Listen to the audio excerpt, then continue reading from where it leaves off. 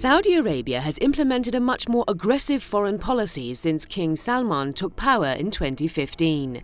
The kingdom has adopted a militaristic approach in the region. Emboldened by its close alliance with the White House, the Saudi leadership has engaged in dangerous power plays in the Middle East. The king's young son, Mohammed, who's been catapulted into key positions, is believed to be behind much of the kingdom's hasty decisions and miscalculations. Bin Salman's adventurism has left Saudi Arabia entangled in a war on neighbouring Yemen. The Saudi offensive, which began in March 2015, was designed to bring a quick victory, but it has now turned into a war of attrition and a humanitarian catastrophe. Recent Yemeni missile attacks on Saudi soil are a reminder that the invasion has backfired and is increasingly getting out of hand. Faced with stiff resistance from Yemeni fighters, Riyadh has tightened its blockade on Yemen, starving the whole nation. This has led to increasing anti-Saudi sentiments in the Middle East. The consequences of the Saudi conflict, Saudi invasion of Yemen, and their inability to win there, I think are twofold. First off, obviously, there is the humanitarian disaster, which basically has created what is possibly the biggest humanitarian catastrophe in the world right now, comparable to the famines that we have seen in nations like Somalia in previous decades.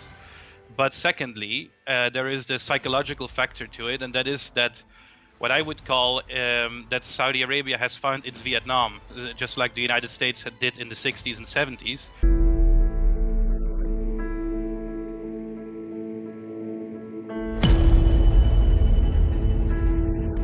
Saudi policies have antagonized longtime ally Qatar.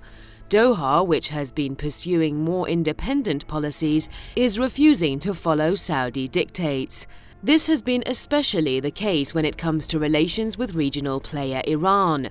The Saudis view Iran as their number one rival, while Doha has developed cordial ties with Tehran and says it wants to keep relations that way. This has particularly angered the Saudis and triggered a Saudi-led blockade on Qatar.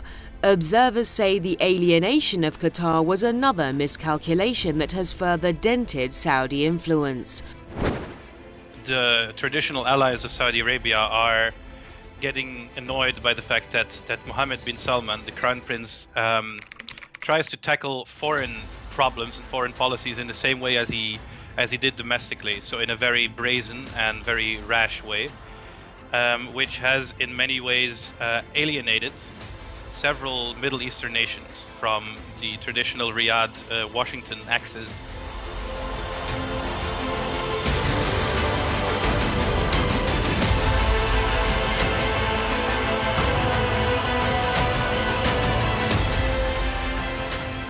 The recent political crisis in Lebanon is widely believed to be the result of another Saudi foreign policy adventure. The Saudis are said to have been behind Prime Minister Saad Hariri's shock resignation in November last year. Hariri had long been Riyadh's favorite politician in Lebanon, but recently lost its support because he refused to take a tough line on Hezbollah. Hariri is back in office, working with Hezbollah as a coalition partner. Experts believe the developments in Lebanon saw Saudi influence erode even further. Meanwhile, Saudi Arabia's favorite militants in Syria and Iraq have been dealt heavy blows and eradicated in many areas. The situation has left Saudi allies wondering whether they should still count on Riyadh or change course just like Qatar did.